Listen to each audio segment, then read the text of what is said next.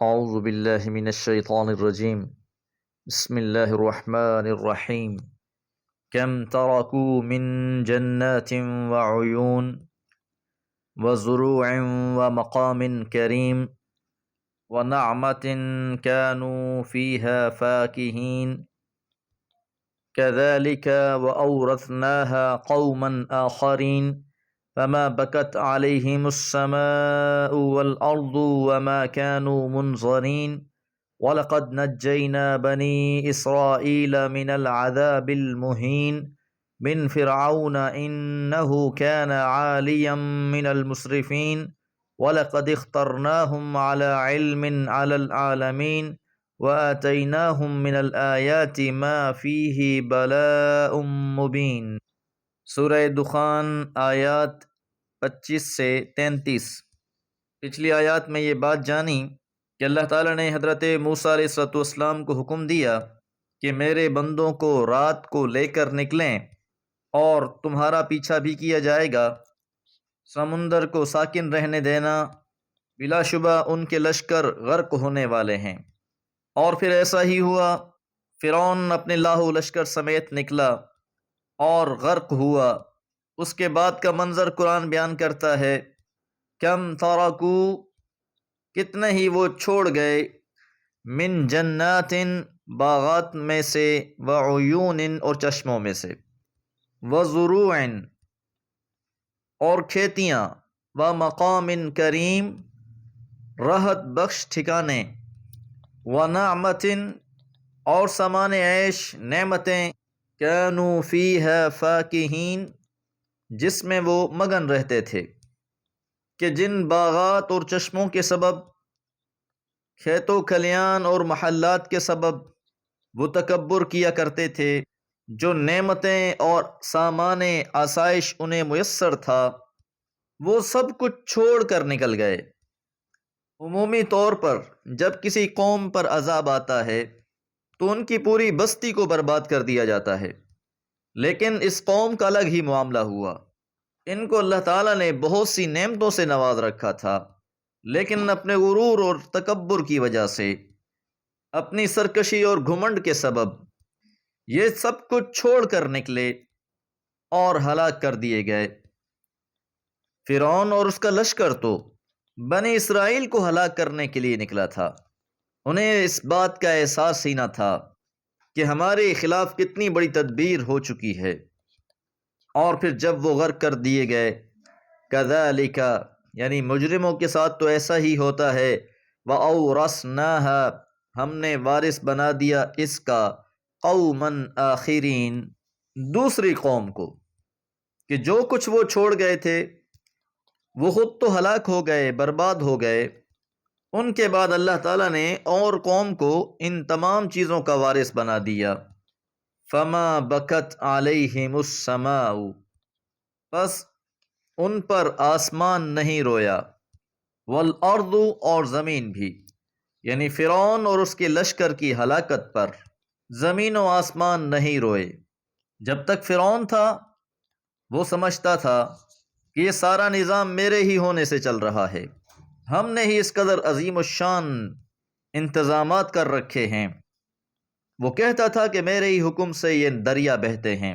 میرے ہی اختیارات سے یہ سب خیر ہیں۔ لیکن جب وہ ہلاک کر دیا گیا تو اصل حقیقت تو یہ ہے کہ ان کی ہلاکت پر زمین و آسمان نے آنسو نہیں بہائے، بلکہ سکھ اور اطمینان کا سانس لیا۔ خس کم جہاں پاک، وما كانوا منظرین، اور ان کو مہلت بھی نہ دی گئی کہ یک بارگی اللہ کی پکڑ آئی اور تمام کے تمام لشکر سمیت وہ غرق کر دیے گئے۔ اس قرآنی تعبیر فما بکت علیہم السماء والارض، کہ زمین و آسمان کا بھی اہل ایمان کے ساتھ بھی تعلق ہے اور اہل کفر سے ان کی نفرت بھی ہے۔ وَلَقَدْ نَجَّيْنَا، اور تحقیق ہم نے نجات دی، بنی اسرائیل، بنی اسرائیل کو، من العذاب المہین، رسوا کر دینے والے عذاب سے، من فرعون، فرعون سے، فرعون نے انہیں اپنا غلام بنا رکھا تھا، انہیں ذلیل و خوار کر کے رکھا ہوا تھا، ان کے لڑکوں کو قتل کر دیا جاتا تھا، لڑکیوں کو زندہ رکھا جاتا تھا خدمت گزاری کے لیے، محکوم قوم تھے۔ تو اللہ تعالیٰ نے ظالموں کو ختم کر کے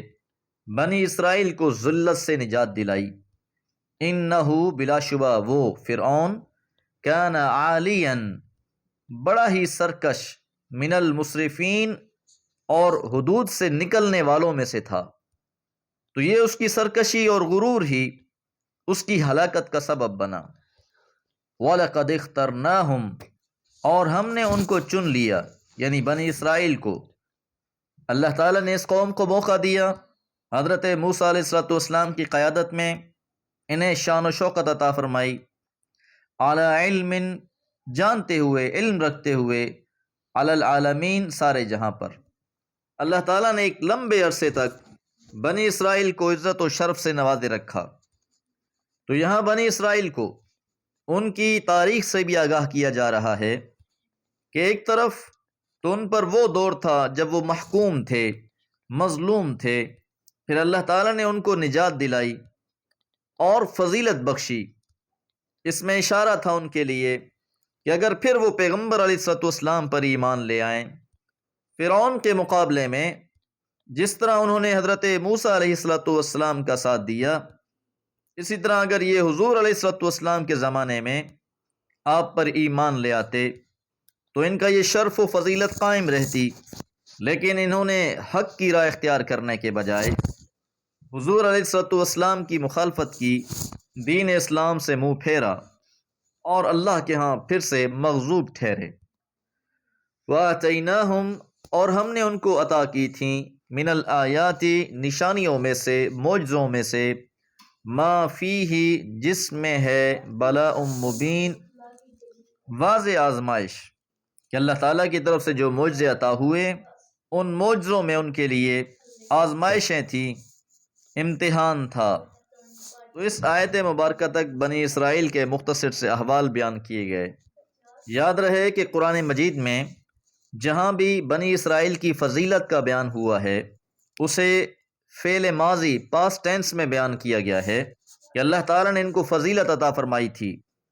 لیکن جب ان لوگوں نے انبیاء علیہ السلام کو قتل کیا، تورات جیسی عظیم کتاب کو بدل ڈالا، یہاں تک کہ اپنے دین کو ہی بدل ڈالا، اور پیغمبر علیہ السلام کو پہچاننے کے باوجود یہ لوگ ایمان نہیں لائے۔ سورہ بقرہ میں یہ بات پڑھ چکے، انہیں پیغمبر علیہ السلام کے بارے میں اتنا ہی یقین تھا کہ یہ اللہ کے سچے رسول ہیں، جیسے کسی انسان کو اپنے بیٹے کے بارے میں یقین ہوتا ہے، اپنی اولاد کے بارے میں کوئی شک نہیں ہوتا، اسی طرح انہیں بھی یقین تھا، لیکن سرکشی اور بغاوت کی وجہ سے یہ لوگ ایمان نہیں لائے۔ دعا ہے اللہ تعالیٰ آج امت اسلامیہ کو ان کے شرور سے محفوظ رکھے۔